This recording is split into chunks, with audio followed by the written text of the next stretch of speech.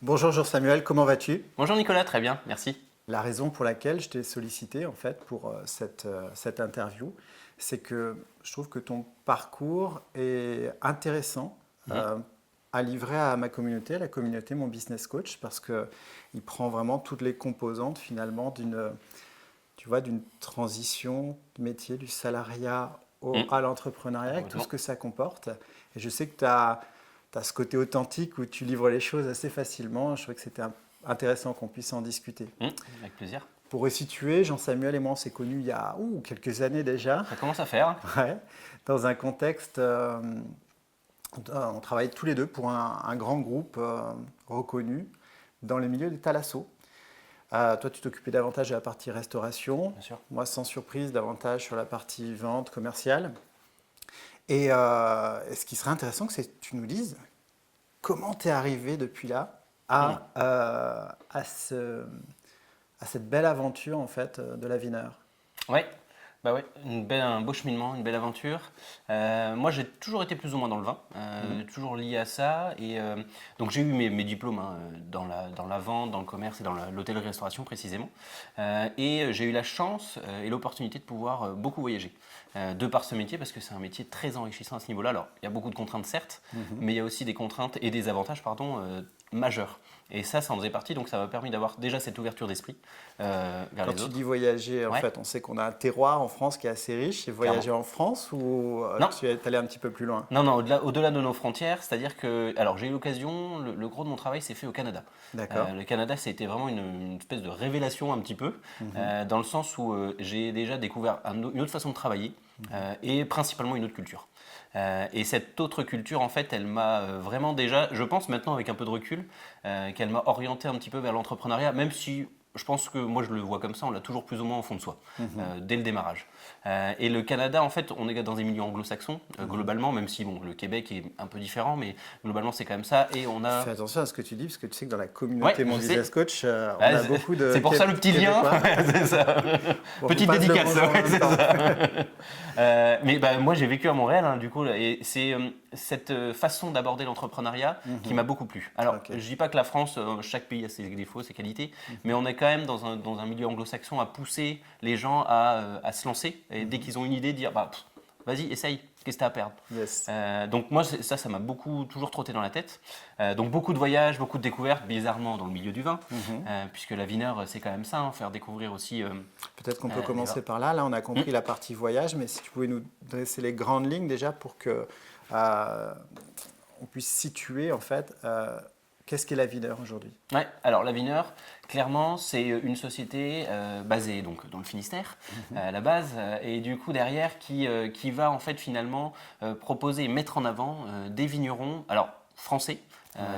Qui en fait auront cette particularité, comme tu disais, moi j'ai ce côté authentique et je recherchais de l'autre côté aussi ce côté authentique. Ok, super. Donc il y a des vraies valeurs dans ces vignerons qui sont dans leur vin, dans leur façon de travailler. Et moi l'idée c'est de les mettre en avant en fait par différents biais, à la fois au niveau des professionnels, donc restaurateurs, cavistes, à la fois envers directement les particuliers, puisque tu as pu aussi assister à des ateliers aussi d'œnologie que je propose, donc des accords mes vins pour comprendre le vin, le monde du vin, se faire éventuellement une cave et puis partir dans ce sens-là. Et puis à la fois maintenant justement dans cet aspect formation, puisque de par tout ce parcours, en fait maintenant moi aussi le but c'est d'amener aussi les professionnels à avoir une formation et puis une connaissance plus précise de réellement du vin et puis automatiquement de la vente de vin auprès des clients, ce qui est quand même actuellement fait beaucoup défaut. Dernier pôle dont j'aimerais qu'on en parle, parce que c'est vrai que je pense que le consommateur a fortement à y gagner. Et le restaurateur, probablement largement aussi en termes de marge, en termes d'apport. C'est indéniable. Et j'apprends rien de fou quand je dis, je le répète souvent, mais on le sait tous, les restaurateurs gagnent leur vie et font leur entreprise grâce à la vente de vin.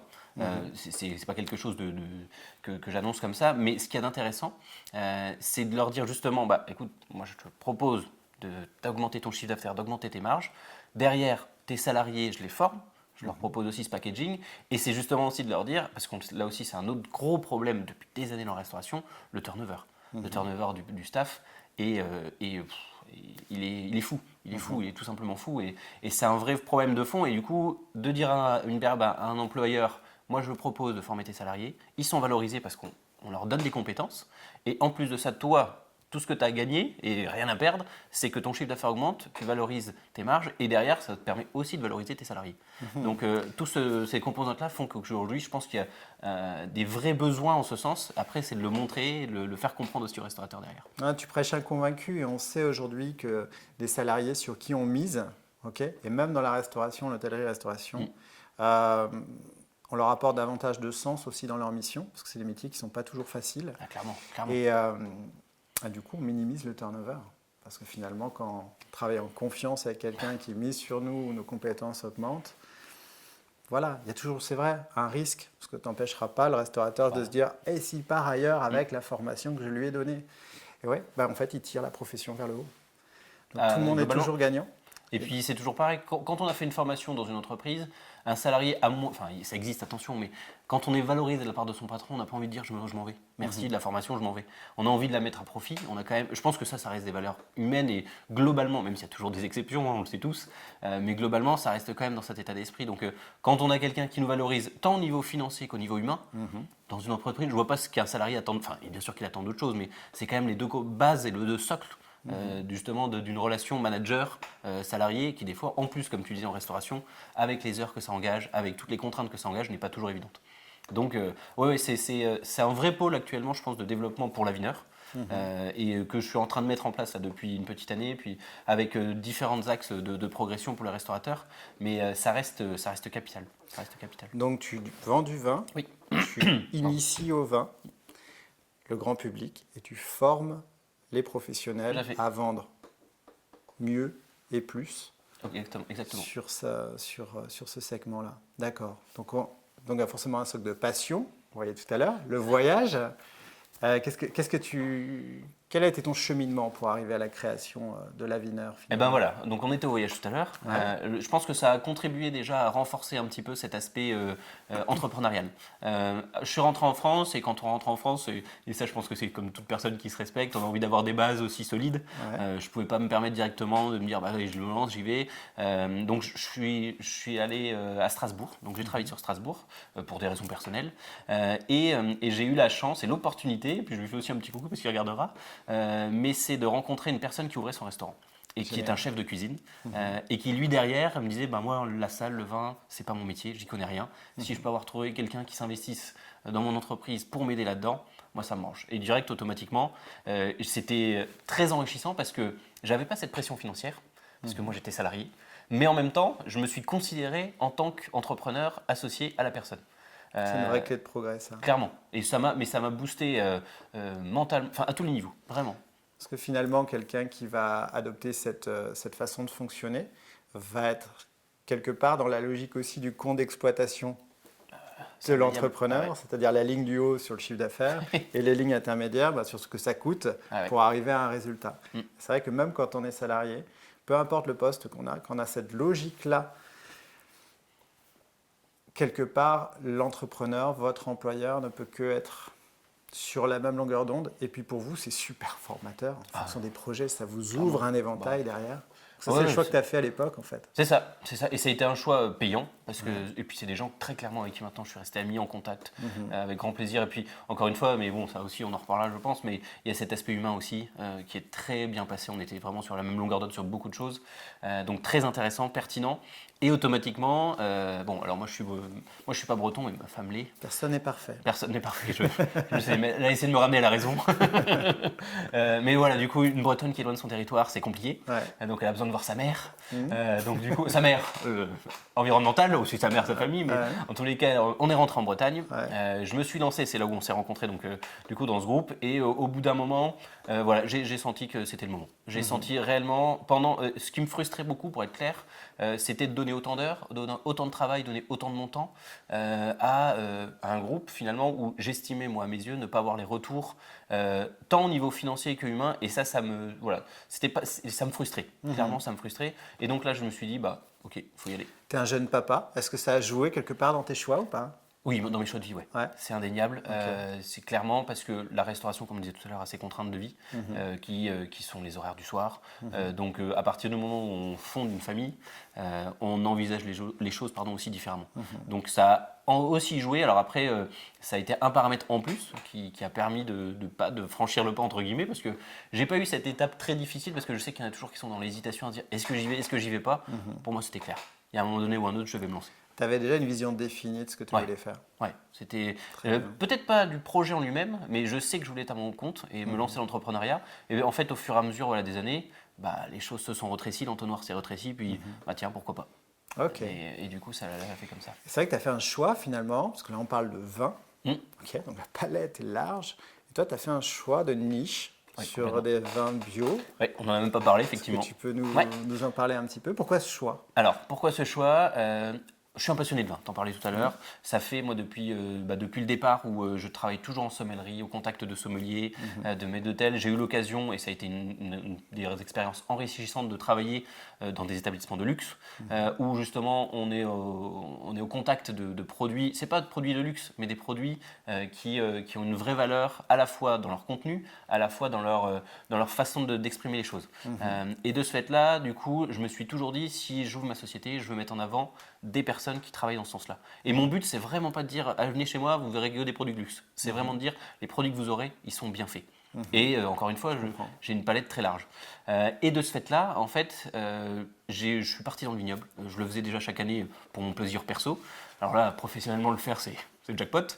J'ai adoré. Et du coup, je pars très régulièrement dans le vignoble. Et puis, en discutant avec les vignerons, en échangeant avec eux, tous ceux avec qui j'avais un lien ou quelque chose qui se créait, c'était des vignerons passionnés autant que je pouvais l'être. C'était des vignerons, automatiquement, quand on a la passion, on a envie de bien faire. Et surtout, c'est un enjeu majeur actuellement pour l'environnement et pour les terres qu'ont ces vignerons. On a envie de faire des choses qui sont bonnes aussi et qui sont en adéquation avec ce que la nature nous donne. Donc mon choix rapidement s'est porté là-dessus en ce sens. Et finalement, c'est toutes ces rencontres avec ces vignerons qui, sans hésitation, m'ont dit bah non, il faut que j'aille là-dessus. Donc rapidement, voilà, j'ai voulu valoriser ces petits vignerons bio et biodynamiques, et puis derrière me dire comment je peux les valoriser, voilà, comme je disais tout à l'heure, à travers ces différents canaux. C'est intéressant. En fait, c'est pas la notion de bio, telle que je t'écoute, en fait. La clé d'entrée, c'est pas le marketing du bio, en fait, c'est Non. la qualité Non, pas du tout. qui fait que, par définition, on Exactement. retrouve du bio. C'est exactement Et ça. puis après, tu augmentes la caisse de résonance, toi, pour... Voilà. Tu sais que nous, on est sensible à ça chez Mon Business Ouais, Coach. On c'est reverse ça, ouais. 1% de notre chiffre d'affaires à 1% pour la planète. Ouais. On choisit nos associations nous-mêmes pour voir qui sont les bénéficiaires. Voilà, des membres agréés. Et on sait qu'aujourd'hui, c'est aussi un critère de choix. C'est Ok. indéniable. Et ça fait aussi partie de la qualité. Donc bravo en tout cas pour ce choix-là, Jean-Samuel. Je trouve que c'est courageux parce que probablement que sur l'étiquette, c'est pas écrit tout non. de suite Non. que ça peut marcher. Exactement. Voilà, en Exactement. dehors de tous les obstacles entrepreneuriaux, on en parlera peut-être, les obstacles de clichés au niveau du grand public sur cette notion des fois de greenwashing. Et là, en fait, on parle vraiment de qualité. C'est le maître mot. Ah, clairement. Et Ok. j'y tiens beaucoup. C'est quand même la force de l'avenir actuellement. Ça fait partie de l'ADN de l'avenir. C'est comme tout métier, comme tout secteur d'activité. On a différents concurrents qui, mais la plupart, moi, me font du bien. Bien sûr. Parce que ça remet un petit coup de punch. Je dis, oh là, ouais, je suis peut-être à la masse, là, il va peut-être falloir que je remette un petit pied On à dit l'étrier. même souvent que quand il n'y a pas de concurrent, il n'y a pas de marché. Non, mais c'est exactement ça. Et c'est un marché qui est très concurrentiel. Le vin, je ne l'ai pas inventé. Le vin, ça fait des millénaires qu'il existe. Mais voilà, il y a tout ce mais qui fait que arriver avec, et c'est sans prétention que je dis ça, mais avec quelqu'un qui a une gamme qu'on apprécie ou pas, mais qui est qualitative, voilà, il y a un vrai plus. Et puis quelqu'un qui connaît aussi le vigneron, qui connaît l'ensemble des choses. Oui, puis quand on te connaît un petit peu, parce que moi j'ai cette chance-là d'avoir participé à un de tes ateliers. Je me souviens notamment d'un atelier qui était l'association Mai 20. Mm. Si je me souviens bien, c'était sur le Fromage, fromage. ouais, exactement. Tu cassais des codes, Ouais. mais en fait, du coup, cet amour du produit, là on parle de vin, il se transpirait sur tout le reste. Et donc ça, aujourd'hui, c'est vrai qu'en termes de culture, d'éducation, finalement, du grand public, je trouve que c'est vraiment intéressant. Et que ce soit, là on parle des particuliers, mais que ce soit les comités d'entreprise, que ce soit le marché B2B, aurait vraiment à gagner finalement à les éduquer parce que je crois que c'est avec toi qu'on en a parlé il y a quelques années. En fait, on parle de vin, mais on parle de bien-être. Ok, parce que dès qu'on va Bien parler sûr. de qualité, finalement, c'est Bien sûr. vraiment intéressant. Et donc là, quand tu as démarré cet entrepreneuriat, finalement, est-ce que tu t'attendais à ça? Est-ce que tu as eu des surprises?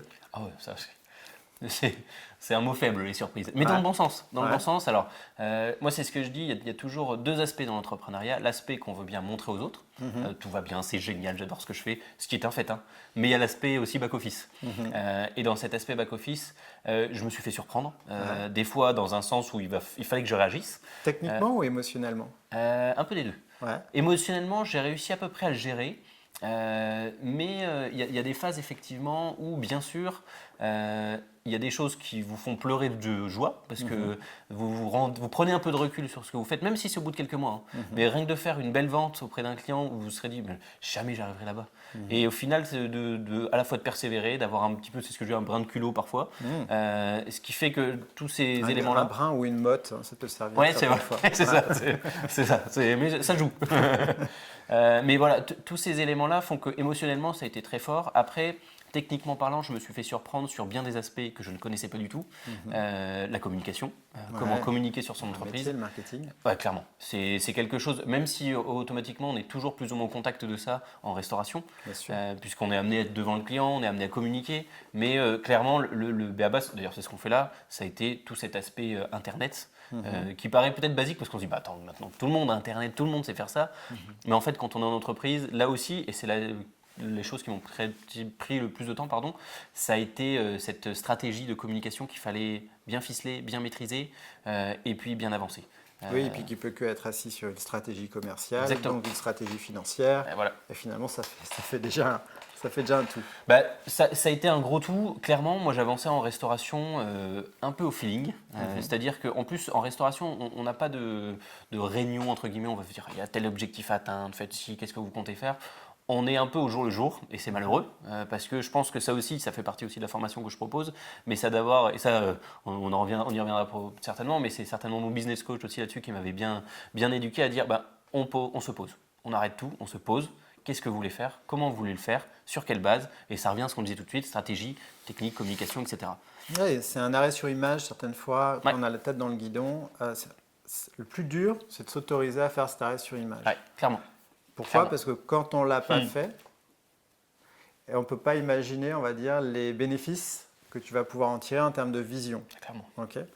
Et puis, mais quand tu l'as fait et que tu l'as mal fait, tu t'autorises pas non plus, parce que tu dis que ça sert à rien. Bah oui, Donc c'est important d'affiner le tir et encore une fois d'avoir une vision claire de là où on veut atterrir, parce que c'est là, brique par brique, que tu vas construire ta stratégie quotidienne. Alors, pas pour des réunionites, on est ouais, d'accord, ouais, ouais, non hein, mais parce que c'est une maladie aussi d'entreprise, ça. clairement. Mais comment dire, pour vraiment voir si on garde le cap, sur les différentes étapes de la stratégie, surtout quand on est en stratégie multicanale. Hein, tu parles Ouais, de trois axes, ouais, clairement. Il faut trois garder le axes de cap. travail. Hmm. Ouais, exact. C'est- Comment tu nourris le voyage dont tu nous parlais tout à l'heure Alors, ça aussi, bon, ça c'est une passion, hein, parce que je pense que toute personne qui goûtera ou qui entend, qui a goûté au voyage, ne peut jamais, jamais s'en remettre.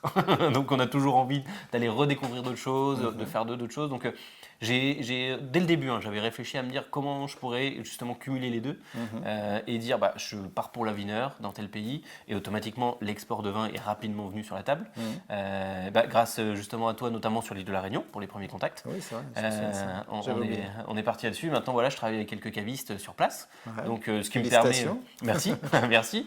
Mais voilà, les contacts engagés ont été pertinents. Et là-dessus, je ne boude pas mon plaisir d'aller faire une à deux fois par an une petite tournée sur l'île de la Réunion pour tant au niveau pro que personnel, c'est très enrichissant. Oui, ça fait partie du jeu dans tous les cas, de mixer les deux, Ouais. surtout sur des métiers passion comme ça, parce que à t'écouter, on n'a pas l'impression qu'on parle de travail. Non, mais c'est vrai. c'est l'essence en fait de C'est ça. l'entrepreneuriat sur des quel lapsus, sur comment dire, des métiers passion comme ça. Ouais. Super, génial. Alors on a un point commun, c'est qu'on est bavards et passionnés tous les deux. Et la singularité de ce type d'exercice, c'est qu'il faut qu'on time, donc Ouais. on n'aura pas forcément le temps de tout voir. Moi, j'aimerais bien revenir sur un point avec toi, celui de la formation. Je sais que c'est un milieu, moi, qui m'intéresse, Bien parce sûr. que en dehors du coaching, forcément, on pose des bases sur la formation, sur tout ce qui va être les fondamentaux, parce que c'est bien de ça qu'on parle. Pour moi, 80% des flops entrepreneuriaux sont clairement évitables. En fait, on a des ressources. C'est ce que tu nous dis, vouloir livrer aujourd'hui dans tes formations. Complètement. C'est en tout point, moi, ce que je livre également sur mes formations. Là, on sort dans quelques semaines ressources pour entrepreneurs ambitieux, qui est tout un programme de formation sur les fondamentaux, qui vont passer de la création du business model au fait de savoir vendre en associant son marketing, le fait de savoir manager, le fait de savoir piloter l'ensemble de ces indicateurs pour justement garder le cap, si on reprend un peu l'image du bateau. Toi, sur ta formation aujourd'hui, ça va se traduire comment? Est-ce que c'est une formation en ligne, c'est une formation en présentiel? Non, pour l'instant présentiel. D'accord. Je ferme pas la porte justement aux formations en ligne. Ok. Mais pour l'instant, ce que je voulais apporter, et puis moi, ça me permet, comme clairement là je l'annonce aussi, c'est que je suis en phase de développement. Et cette phase de développement me permet aussi de découvrir sur place quels sont les. Parce que les enjeux, comme on en parlait tout à l'heure, je les connais. Bien Mais je sais qu'en étant sur place, en présentiel, je vais pouvoir affiner ça de façon encore plus pertinente. Sur ce que je veux faire et potentiellement par la suite pousser justement en ligne. Mais là, je sais que je pourrais être d'autant plus crédible et même moi, dans ce que je retranscrirai, ce sera d'autant plus parlant pour ceux qui potentiellement seraient intéressés. Ça me parle parce que tu sais, la formation que nous, on a mis en place là au sein de mon business coach, c'est 20 ans de terrain et 20 ans dans les arcanes en fait. Okay. Donc vraiment dans le terrain, dans la finesse de trait, dans les choses qu'on va pas nécessairement trouver dans un bouquin où on va avoir des fondamentaux génériques. Là, on va avoir des fondamentaux opérationnels. Et c'est vraiment intelligent de ta part de prendre cet angle-là. Ok. Bah, peut-être, qui sait, dans le futur, on pourra peut-être associer nos compétences. Associer un projet parce que c'est rare d'être expert dans tout. Ah, clairement. Et donc, je n'en connais pas encore. Hein. Moi non plus, mais j'en connais beaucoup qui le vendent. Oui, c'est ça. Ça, c'est un vrai problème par contre. Donc, quelque part moi, je crois à la force du réseau et puis d'associer des compétences en ce sens-là. C'est capital. Ça, l'entrepreneuriat, c'est capital. Ça aussi, c'est quelque chose que j'ai pu apprendre justement dans l'entrepreneuriat. Ne restez pas seul. Ne restez pas seul. C'est la base. Ça paraît tellement simple et basique comme notion, quand on le dit comme ça, qu'on l'entend, bien sûr que je ne veux pas rester seul, mais on peut facilement se retrouver seul finalement, face à soi-même, à se dire comment je vais faire, qu'est-ce que je vais faire, et essayer de s'entourer. Et s'entourer, ça ne veut pas vouloir dire investir, etc. C'est s'investir déjà, quand je dis investir financièrement, c'est s'investir soi-même avec quelqu'un d'autre, prendre du temps pour aller voir une personne, pour échanger, et même si des fois il n'y a pas ce lien, j'ai envie de dire, direct commercial et purement business qui naît, bah, on apprend énormément, mais à d'autres niveaux. Et on grandit, on en ressort grandi. C'est certain. Donc, voilà. En tout cas, si tu me permets, je le fais rarement, mais d'encourager les entrepreneurs, restaurateurs, hôteliers qui regardent cette vidéo à se rapprocher de l'Avineur, en la personne de Jean Samuel, parce que des formateurs, il y en a. Des formateurs qui ont une lecture de compte d'exploitation de A à Z et qui seront toujours dans une logique de profit et de service fort. Voilà, c'est un peu plus rare. Voilà, donc ça c'était important pour moi de le dire. Merci, c'est super gentil. Merci beaucoup. Je finis souvent mes questions, ou du moins mes interviews, avec une question un peu à la Tim Ferriss. Ouais. La question que je voudrais te poser, c'est sur ces 6 derniers mois, cette dernière année, est-ce que tu as fait, quel est l'achat de moins 100 euros, de moins de 100 euros, qui a le plus impacté ta vie? L'achat de moins de 100 euros. Ouais. Ah, bonne question. Alors attends que je remette un peu les choses dans le contexte. L'achat de moins de 100 euros, ça a été, bon, j'ai envie de te dire classiquement, mais ça c'est la réponse bateau pour moi, c'est une bouteille de vin qui a changé ma vie. Façon de parler, c'est de l'humour. Non, c'est de l'humour. Tu feras la référence sous la vidéo. C'est ça. Indispensable, appelez-moi. Non, alors si c'est au niveau personnel, ça compte. Clairement, c'est bête et méchant. Alors moi j'adore cuisiner. Ça a été, je veux dire, il n'y a pas plus basique de ce que je veux dire. C'est un vrai bon couteau. Très bien. Ça paraît très stupide, mais ça a changé ma vie parce que je cuisine beaucoup mieux avec maintenant et j'adore ça. Et au niveau pro, ça a été l'investissement. Alors ça m'a coûté effectivement, précisément, je crois que c'est 83,90 € parce que je l'ai fait récemment. Le gars suit ses comptes. Ouais, c'est sacrée dépense. Wow. J'ai chargé ce jour-là. Non, ça a été pour mon site internet. Ça a été de mettre en place un site, un module de paiement en ligne. Alors ça datait depuis quelques mois sur l'Avineur, mais avec des choses beaucoup plus spécifiques et qui finalement pour l'Avineur ont changé énormément de choses parce qu'un flux plus continu, des personnes qui justement règlent davantage par le biais d'internet directement sur le site de l'Avineur, ça a métamorphosé un petit peu la vision du commerce que je pouvais avoir sur internet. Donc c'est pas grand chose, mais c'était top. Intéressant. En tout cas, merci de nous confier ces 2 achats, parce qu'on n'en avait demandé qu'un. Ouais. En fait, on revient finalement sur quoi? On revient sur le fait d'avoir des bons outils, Ouais. sur des bonnes stratégies, sur des bonnes passions. Voilà. Donc soignez bien vos outils, parce que vous voyez là, pour 83,90 €. 90. Merci. Quoi 90, ben, en fait, un bon outil, ça te permet de mieux travailler, de mieux livrer ta passion. Ouais, clairement. Et ça marche pareil dans tout. Donc voilà, en tout cas, merci du temps accordé. Je sais que là, on est lundi matin, on a nos semaines qui s'enchaînent derrière. Et donc, merci pour Merci Nico. ce temps. À bientôt. À bientôt. Salut. Salut. J'espère que vous aurez trouvé plein de valeur dans cette vidéo. Pour ma part, je vous dis à bientôt. Mais avant ça, n'hésitez pas à commenter au-dessous de la vidéo et de vous tenir informé, parce qu'il y a beaucoup d'actualités qui arrivent, que ce soit au niveau de mon business coach, que ce soit au niveau de l'Avineur. Et si vous avez des questions, surtout n'hésitez pas, c'est au-dessous de la vidéo. Salut!